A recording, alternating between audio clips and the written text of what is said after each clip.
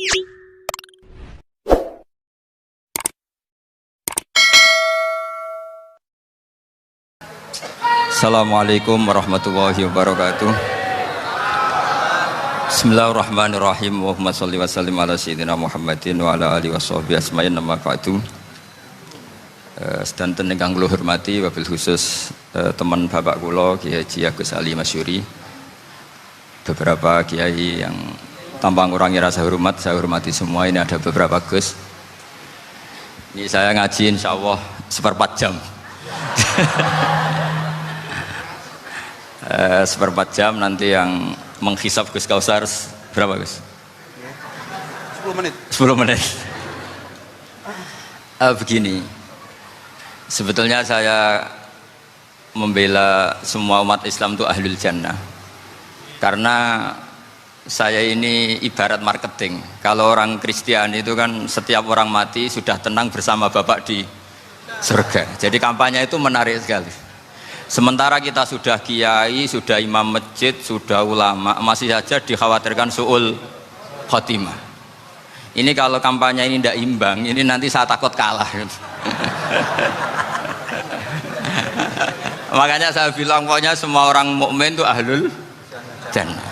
Karena memang asli hadisnya seperti itu, man qala la ilaha illallah dakhalal jannah. Bahwa kemudian ada beberapa kiai yang mungkin wataknya itu pesimis, kemudian bikin sekian aturan-aturan yang sebetulnya itu cerminan dari pesimisnya, terus akan-akan masuk surga itu susahnya bukan main. Nah itu saya tidak setuju, karena tadi pasti kalah dengan kampanye sebelah yang setiap orang mati dibilang sudah tenang bersama Bapak apa? Di surga. Jadi ini penting. Terus kedua saya bilang agama ini sudah begitu baik, masa kunci surga sudah dibocorkan, miftahul jannah la ilaha illallah. Masa sudah pegang kuncinya nggak jadi masuk surga, itu kan aneh. Ya sudah masuk saja, tapi tidak usah minta bantuan saya, masuk aja, kan sudah pegang kuncinya. Terus ketiga, kenangan terburuk saya ketika jadi kiai itu gini, saya ada beberapa guru SD datang ke saya, ini agak-agak masalah besar.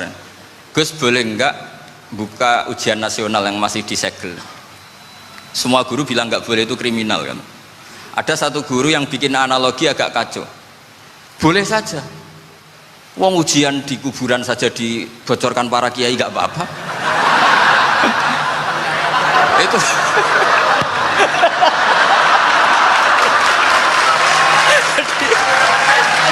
tapi ini kriminal ya.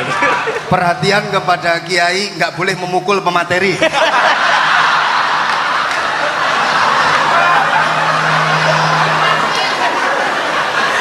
Jadi tentu itu analogi yang salah kan. Marrobuka kan, Tuhan kamu siapa, nabi kamu. Tuhan kamu siapa, nabi kamu siapa, imam kamu siapa. Ini kan sudah dibocorkan oleh para kiai. Artinya apa? Nak raiso jawab kebablasan gitu. Terus guru ini berpikir kalau ujian akhirat sekrusial itu saja bisa dibocorkan, kenapa ujian nasional tidak boleh? Tentu ini kias yang salah, saya tidak ngajari seperti itu. Tapi saya ngajari ke kalian betapa mudahnya masuk surga. Kunci jawaban sudah dikasih, kunci pintu masuk sudah dikasih. Kok sampai tidak masuk, ini kebablasan. Paling salah gurunya. Jadi ini kenapa saya sering cerita orang mukmin semuanya itu min ahlil jannah, itu saya jamin. Sama tidak usah takut su'ul khotimah, tidak usah takut berlebihan seperti itu. Karena setahu saya, setidaknya saya mewakili ulama zaman ini, rata-rata guru kita ini bermadzhab Syadzili dalam berkeyakinan berpikir tentang Allah. Di antara ini yang mulai saya ngomong serius, supaya tadi kan guyonannya sudah diambil Gus Reza sama Gus Kausar. Saya tahu kenapa mereka guyon, kalau ngomong serius takut kalah sama saya.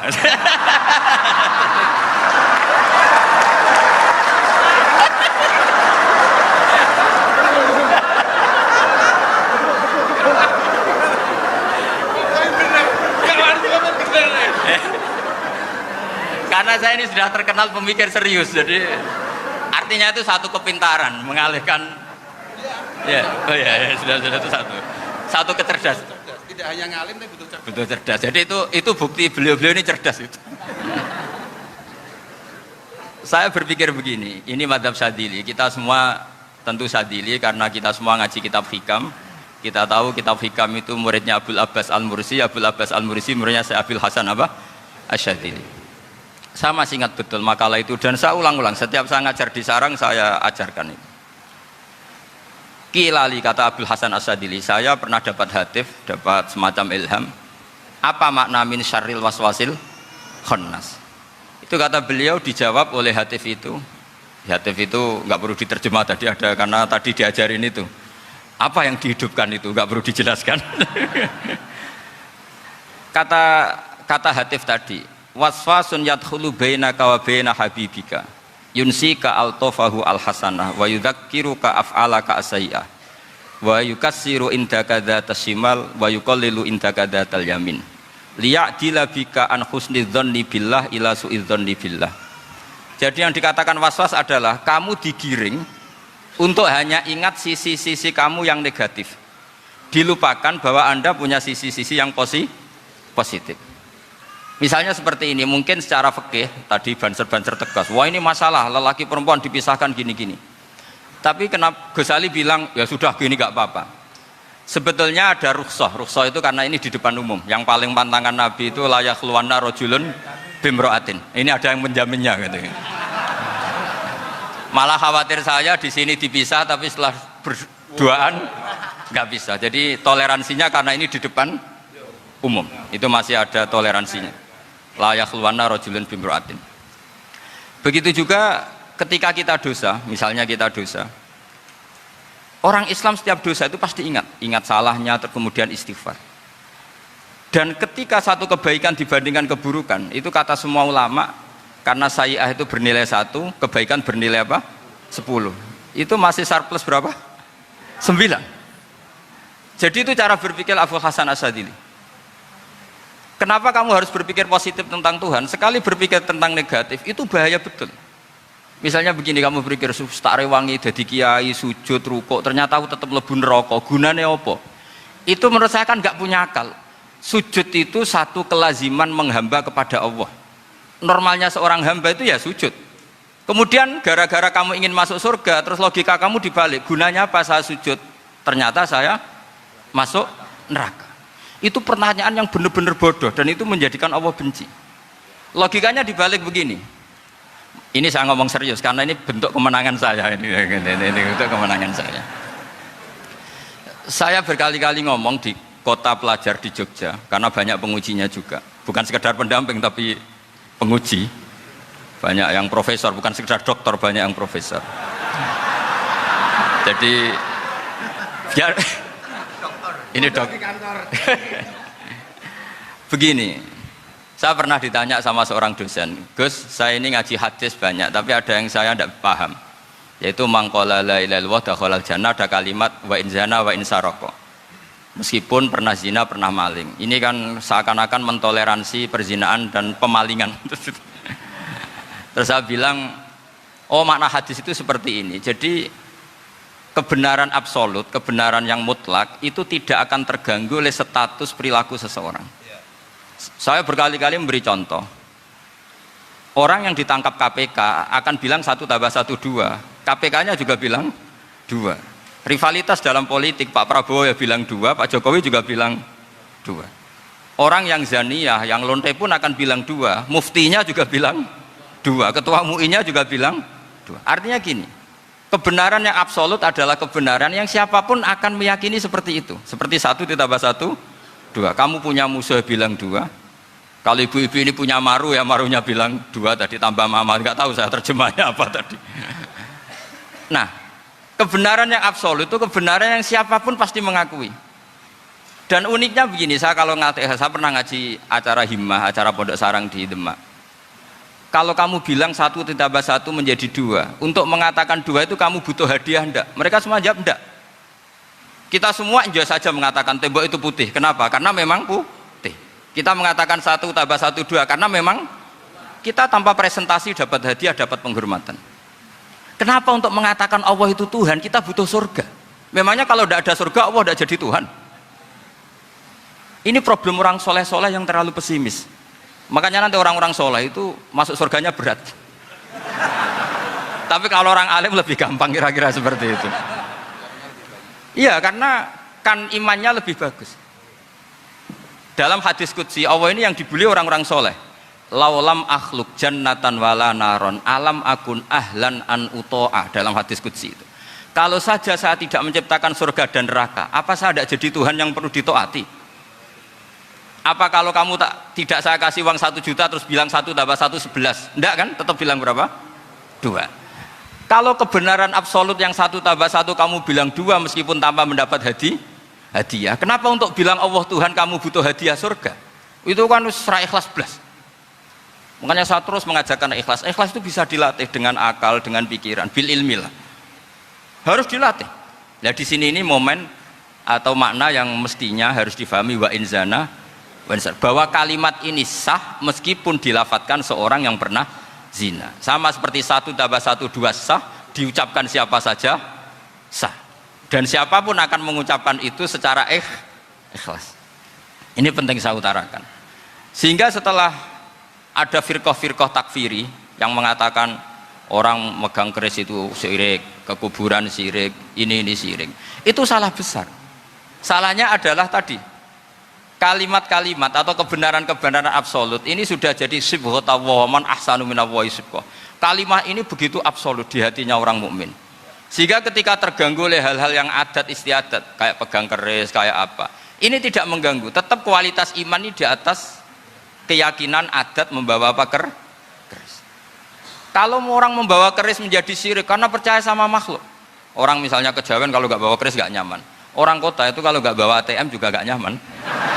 Itu tidak dihukumi syirik. Kamu pergi lupa bawa HP nyaman enggak? Enggak, kenapa enggak dihukumi syirik?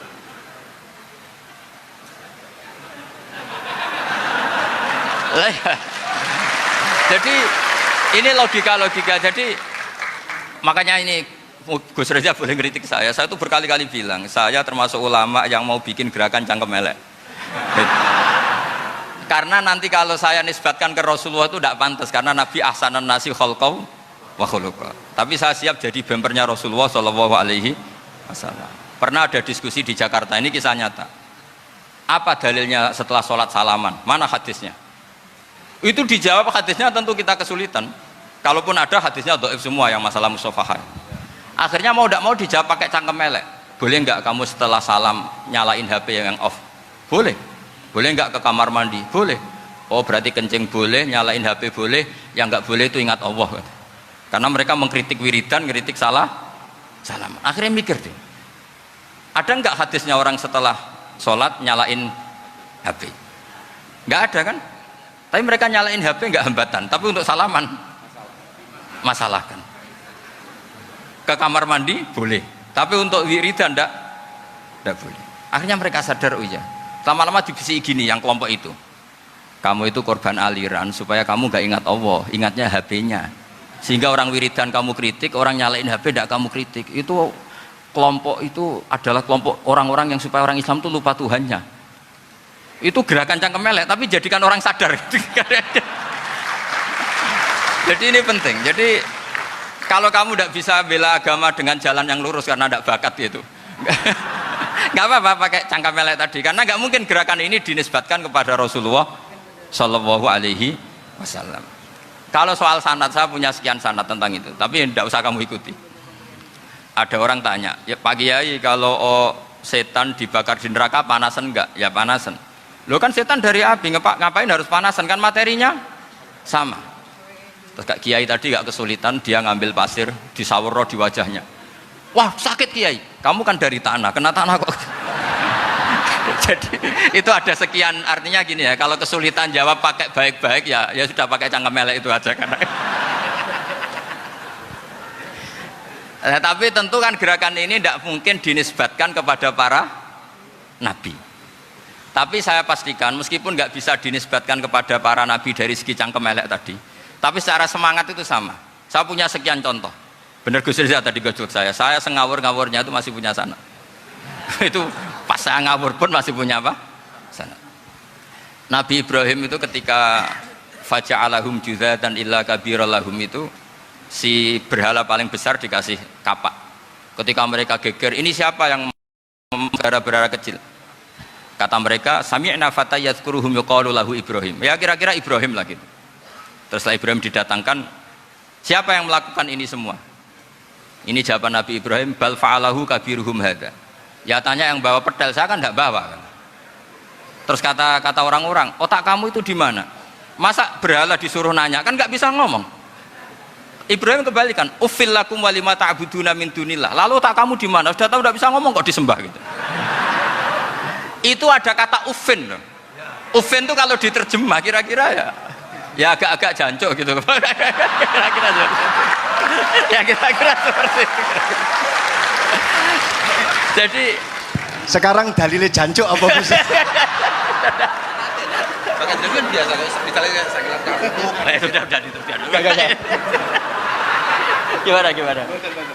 Jancuk itu dari dak tinggalkanlah suan perkara sing elek. Krono ilate wong Surabaya kakean rawon, akhirnya ngomongnya jancuk.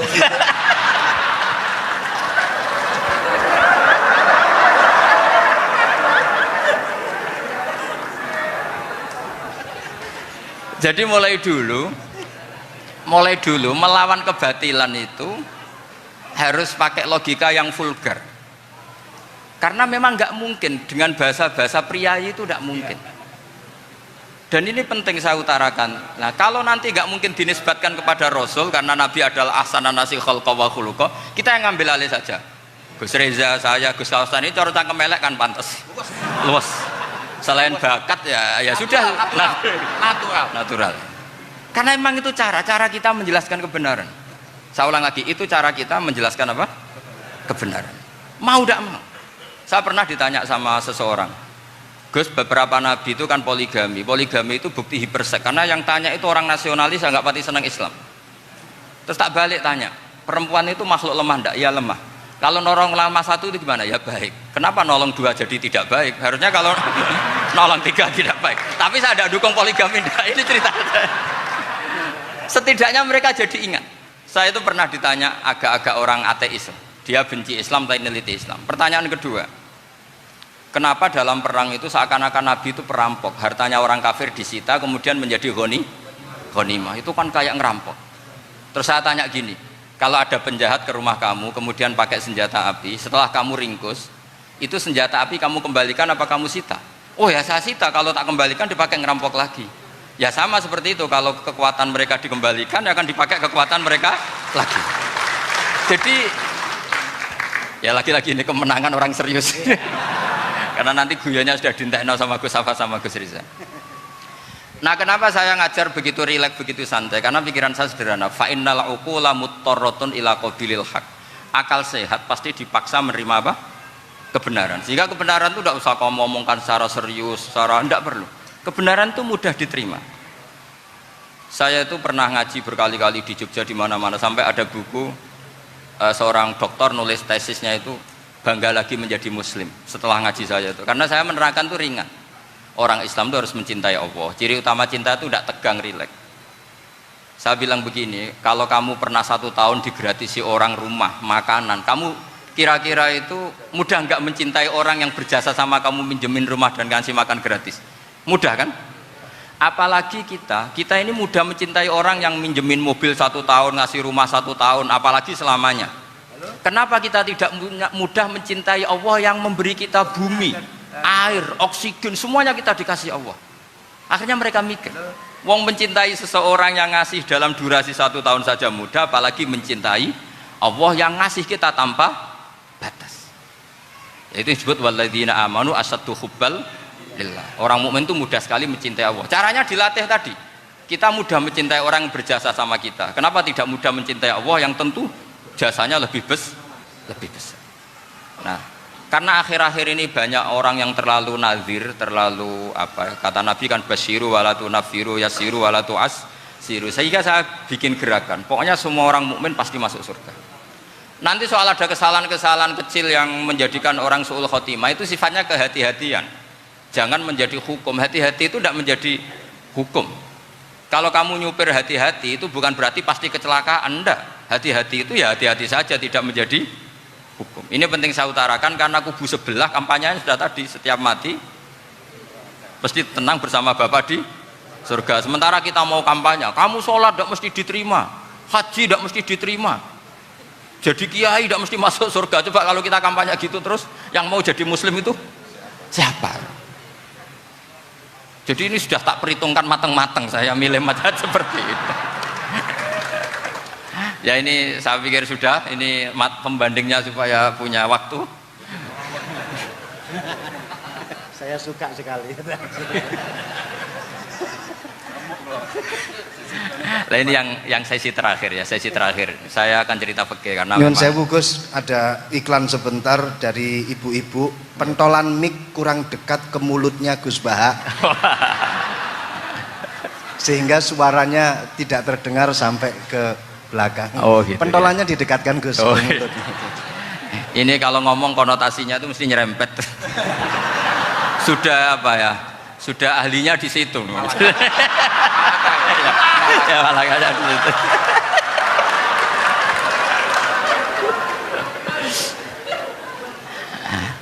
Dalam sesi terakhir saya cerita pentingnya pembanding. Imam Rafi'i itu yang ngarang kitab Muharrar. Kitab Muharrar ini adalah ringkasan dari kitab Al-Wasit. Al-Wasit itu karangannya Imam Ghazali. Al-Wasit sendiri ini khas ngaji NU, karena NU maknanya Nahdlatul Ulama, gerakan para ulama. Jadi kalau nggak ngerti alim-alim seperti itu ya ada NU. Sebenarnya sampai itu pasnya Nahdlatul Ummah, gerakan umat. Tapi kan sudah jadi partai politik Nahdlatul Ummah. Karena yang katakan NU itu Nahdlatul Ulama, gerakannya para ulama. Imam Rafi'i itu berpendapat sujud itu cukup pakai baduk, pakai jidat. Itu dalam kitab Muharrar. Wal asoh anna sujud yasihu mau cukup biwat iljabah. Ketika Imam Nawawi mentasih kitab Muharrar namanya Minhajut Thalibin, itu mengkritik Imam Rafi'i. Kata beliau sujud itu untuk sah harus melibatkan 7 anggota, karena berdasar hadis umirtu an asjuda ala sapati a'zumin, yaitu al jabhah wal yaden warukbaten wal kodamen, yaitu jabhah 2 tangan, 2 lutut dan 2 kodamen. Akhirnya saya ngecek di kitab asli, Imam Rafi'i termasuk Ashabut Tarjih dan Imam Nawawi. 2 orang ini khilaf. Kan nggak mungkin kita sebagai musokhehnya, karena yang khilaf ini 2 ulama besar, satu Imam Rafi'i, satu Imam siapa? Nawawi. Kita tidak bisa hanya ngikuti Fathul Mu'in yang mengatakan idzakhtalafan Nawawi war Rafi'u kudiman Nawawi, tidak bisa, karena Imam Nawawi ini sering nginduk sama kitabnya Imam Rafi'i karena senior Imam Rafi'i. Setelah saya cek di kitab kitab asli Mamba ya, satu sumbernya semua mazhab apa? Syafi'i. Ternyata Imam Syafi'i nak ngedikan hanya begini. Wa uhibbu, saya suka setiap orang Islam sujud itu melibatkan 7 anggota karena itu aman, pasti sah. Tapi wayah tamilu, kata beliau, tapi mungkin saja sujud hanya watul jabah itu sah. Kenapa kata Imam Syafi'i? Liqaulihi sallallahu alaihi wasallam atau li du'aihi apa sallallahu alaihi wasallam fi sujud sajadalaka wajhi wa sam'i wa basori. Nabi ketika sujud itu hanya berdoa, ya Allah sujud kepada engkau wajhi wa sam'i wa basori. Nabi tidak menyebut wayadi wa rukbati wa qodami. Sehingga saya berkali-kali bener kata Gus, saya ini pembela umat sing sujudnya 7 anggota ya taklem pantes dadi Rais Suriah. Itu yang sujudnya bathuk tok ya tetap sah ngikuti mazhabnya Imam Rafi'i, meskipun itu tidak saya anjurkan, tentu tidak saya anjurkan. Alasannya Imam Syafi'i tadi, Rasulullah pernah berdoa dengan kata-kata sajadalaka wajhi, bukan diteruskan wayadi warubati wakodah. Sehingga fal khilaf huna bakin ala khiddati, kalau dalam bahasa fikih khilaf biar tetap sesuai aturan khilaf masing-masing. Enggak perlu kamu menggugurkan pendapat Rafi'i yang mengesahkan sujud hanya pakai jabah. Ini penting karena tadi seperti saya katakan, yang sujud anggota itu ya masuk swarga mergo pintere, sing nganggo bathuk tok yang mlebu swarga mergo gobloke tadi, karena aksaru ahlil jannah al-bulhu. Nah, ini madhab saya, jadi saya itu ingin umat Islam itu baik-baik saja. Iya, madhabin jenengan. Ya, karena tidak mungkin lah kita tidak bela Islam di zaman akhir, tidak mungkin, kan tadi kubu sebelah kampanyenya sudah seperti itu. Kalau kita ngomong ikhtiyat, kiai ra mesti mlebu swarga, sing salat ngethuk ra mesti husnul khotimah, wah kan jadi repot. Saya ini pengagum teori ikhlas, dilatih bil ilmi, saya ulang lagi, dilatih bil ilmi. Saya ini malu malunya tadi saya mengatakan 1 tambah 1 2 itu meskipun tidak ada yang memberi hadiah tetap saya katakan 2. Saya mengatakan air itu dingin, tidak ada yang ngasih hadiah, saya akan bilang kalau air itu dingin, kalau api itu panas. Untuk hakikat-hakikat seperti itu saja saya jujur tanpa ingin imbalan. Tapi ketika hakikat mengenai Allah kok saya minta imbalan surga dan neraka, ini apa-apaan? Kira-kira gitulah, Rois Suriah macam apa gitu.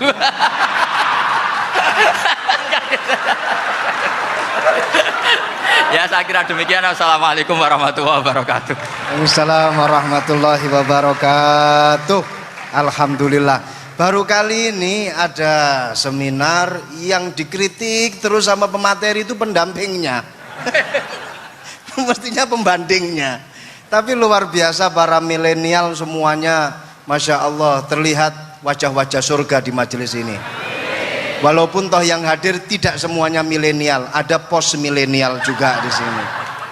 Ada yang Gus dan juga ada yang Kiai. Kalau Gus biasanya kan masih bisa tolah-toleh, kalau Kiai harus fokus. Tapi yang paling fleksibel di PWNU Jawa Timur, yang paling enak itu adalah beliau, Kiai Haji Agus Ali Mazhuri. Enaknya pripun? Dadi kiai ya iso, dadi Gus ya iso. Itu posisinya paling enak di antara pengurus-pengurus yang lain. Tepuk tangan untuk beliau, nggak apa-apa. Langsung saya buka pertanyaan. Yang ditanya 2 orang, jangan pendampingnya. Yang ditanya 2 orang. Kalau nggak Gus Baha, Gus Kausar. Saya hitung sampai 10, nggak ada pertanyaan, kita tutup dengan doa. 1, 10. Ada yang 2 mawon nggih, pertanyaannya 2. 1, monggo. Yang perempuan, saya ingin yang perempuan, monggo. Sudah 2, silakan.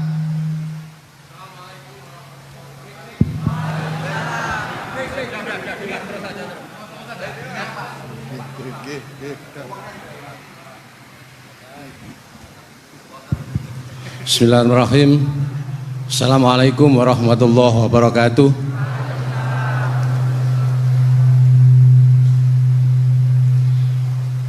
Yang saya ingin tanyakan kepada Gus Baha, saya itu sering ngaji lewat YouTube panjenengan Gus.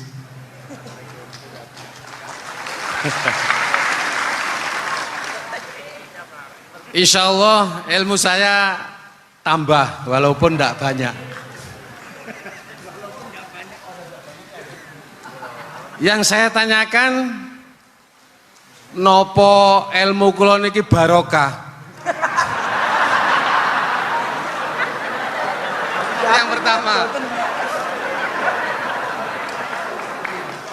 karena saya ngaji lewat YouTube panjenengan, saya tidak izin.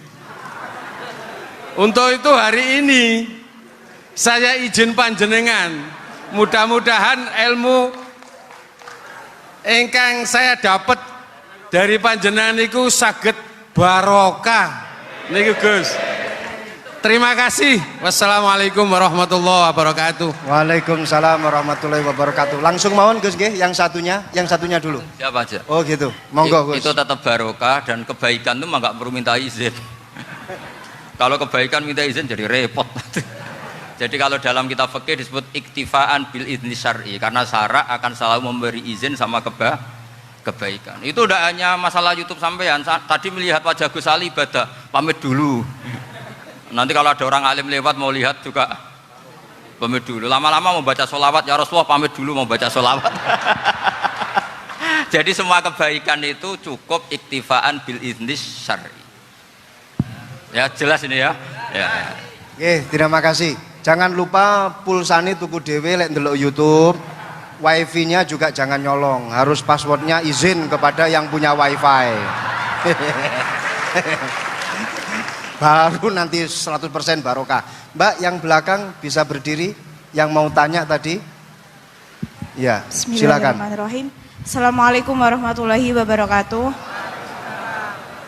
Mohon izin Yai Gus, saya di sini mau tanya, selain sebagai pelajar santri, saya juga sebagai seorang mahasiswi di salah satu universitas di Surabaya. Yang saya tanyakan sebagai pemuda milenial, kita semua tahu bagaimana keadaan demokrasi negara Indonesia saat ini. Yang saya tanyakan, bentuk dari hubul waton minal iman. Hubul waton di sini, bolehkah saya sebagai seorang mahasiswi menyuarakan pendapat saya, berjuang bentuk ijtihad demi keadilan berupa demonstrasi?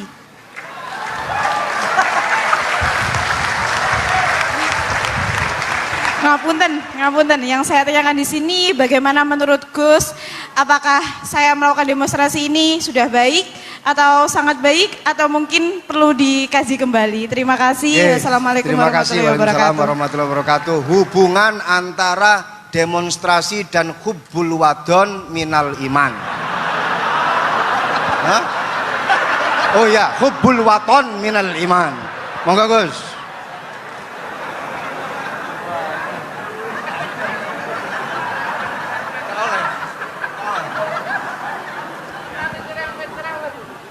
Ini benar-benar ahli aku. Begini kan, demonstrasi itu kan makna pokoknya itu kan apa? Memperlihatkan. Makanya demonstrasi kekuatan maknanya ya show, ya, memperlihatkan satu apa? Kekuatan. Sehingga kalau dalam Islam itu ya fleksibel, asal itu tidak merugikan orang lain, tidak anarkis, tidak mandorot bagi kelompok lain, tentu boleh. Bahkan kalau tidak apa, menyuarakan suara kita tentu dengan cara-cara yang tetap islami ya, itu malah kita disalahkan karena berarti tidak ikut bertanggung jawab terhadap proses bernegara. Tapi tentu disuarakan secara konstitusional dan secara baik. Kemarin pas demo di Jogja yang ramai itu masalah rancangan KUHP itu, rektor UI juga ketemu saya, pamit Gus mau demo aja. Ya tapi yang baik dan sopan kan. Karena begini ya, di Quran itu ada ayat walau la daf'uhin nasa ba'dahum bi ba'dil la fasadatil ard. Jadi kekuatan manapun itu harus dikontrol. Tentu kontrol itu macam-macam. Tapi tentu saya ulang lagi, jangan anarkis, jangan melakukan sesuatu yang kontraproduktif. Jadi menurut saya pernah ditanya, Gus kalau pemerintah itu didukung 90% rakyatnya bagus enggak? Ya bagus, berarti presidennya hebat, didukung mayoritas rakyat. Kalau hanya 55 ya bagus, presidennya biar tahu, biar hati-hati karena dipilih separuh lebih sedikit gitu. Lah kok bagus semua? Ya emang harapan kita sama Allah semuanya baik semua kata saya gitu. Jadi susahnya apa sih kita melihat sesuatu itu, asal agama ini kan gampang, asal tidak maksiat itu baik. Asal gak maksiat itu baik. Ma khuyyira Rasulullah baina amrayni lakhtara aisarahuma malam yakun isman. Jadi demo itu bukan, nah kalau demo yang diharamkan sebagian fatwanya ulama tentu yang maknanya yang anarkis. Kalau yang dihalalkan tentu maknanya yang tertib. Itu biasa dalam hukum fikih. Rasulullah ngendikan A, mahmalnya seperti ini. Rasulullah ngendikan B, mahmalnya seperti ini. Karena kadang ngendikanin Nabi cara zahir itu berlawanan. Misalnya Nabi ditanya, amal paling baik apa ya Rasulullah? Nyaur utang gitu. Karena biasa yang ngemplang mungkin yang tanya itu tukang. Tapi kadang Nabi jawab birrul walidain. Kadang jawab as-sholat li awwali waktiha. Karena penanyanya ini beda. Cinta pun nggak tahu sholat. Gimana? Cinta pun nggak tahu sholat. Ya, cinta kok orang tahu sholat kata beliau. Kan gitu. Jadi ini penting saya utarakan karena zaman Nabi itu ya biasa Nabi misalnya ngendikan sesuatu itu. Terus ada juga sahabat yang memperlihatkan pendapatnya. Tapi tidak niat bantah. Masyhur itu dalam tarikh. Saya beri contoh yang masyhur itu. Nabi pernah sholat duhur itu 2 rakaat. Sebagian riwayat mengatakan asar, tapi yang lebih kuat itu duhur. Setelah 2 rakaat Nabi sholat, itu akabirus sahabat papan atas itu tidak ada yang ngendikan karena mereka sopan semua, tahu etikal. Setelah Nabi pulang sudah dekat pintu, ada sahabat yang berdiri. Ya Rasulullah, aku siroti sholatu amnasita. Ini sholat model kosor, apa engkau lupa? Tapi sahabat yang nggak tanya, ini niatnya malah lebih agak-agak buruk. Baguslah kalau sholat terbaru 2, berarti besok ya 2. Karena pakai teori nasah mansuh, berarti hukum itu pakai yang terbaru. Jadi gayanya tidak tanya, tapi lebih